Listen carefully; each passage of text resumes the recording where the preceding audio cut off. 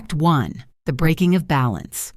Long ago, there was but one kingdom of light, a realm so vast it was ruled not by one, but two thrones. At the kingdom's heart stood the heart root of an ancient tree that bound its people to magic, harmony, and balance. For centuries, balance reigned, and wisdom guided power. Not even one soul walked alone.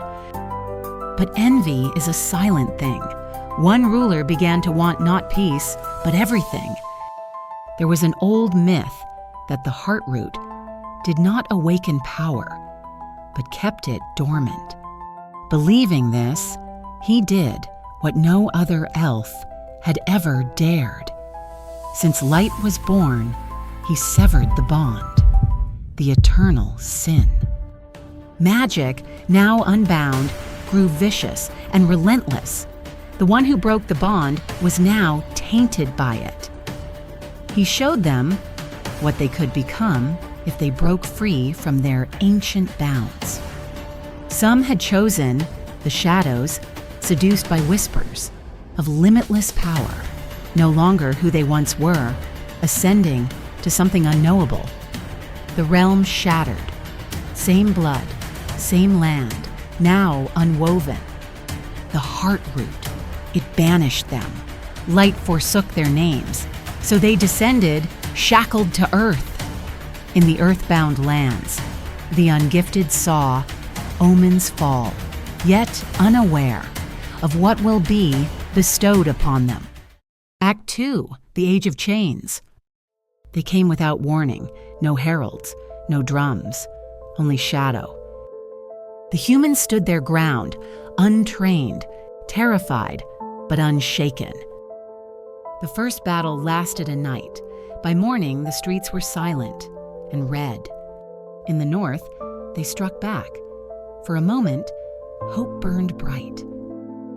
But magic answered with fire, and hope was buried beneath ash. There was room to live, room to rebuild, but conquest was never about need, only power. They retreated, burned their own bridges, and left nothing behind but ruin. In the south, resistance ended not with death, but with chains. Even in defeat they fought, not for victory, but to be remembered. Beneath the earth, the last free souls clung to an ancient whisper, a legend of gold untouched by magic, hidden since the age before light. They had no proof, only belief and the will to try. They tested it, and magic could not answer. The first stood, covered in silence and gold. Act 3. The rebellion begins.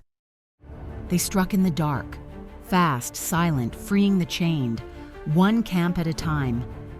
Magic failed them, and the hunters became hunted.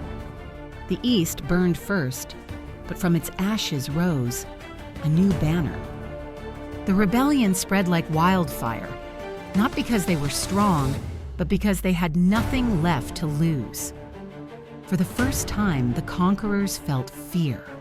Their spells, their power, were no longer enough.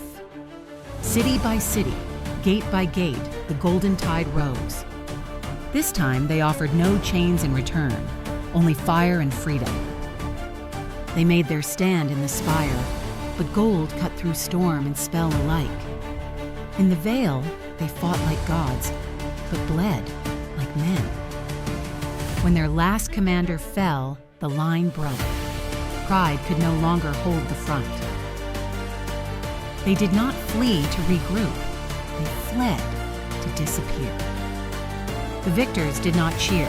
The cost was too great, but the land was free.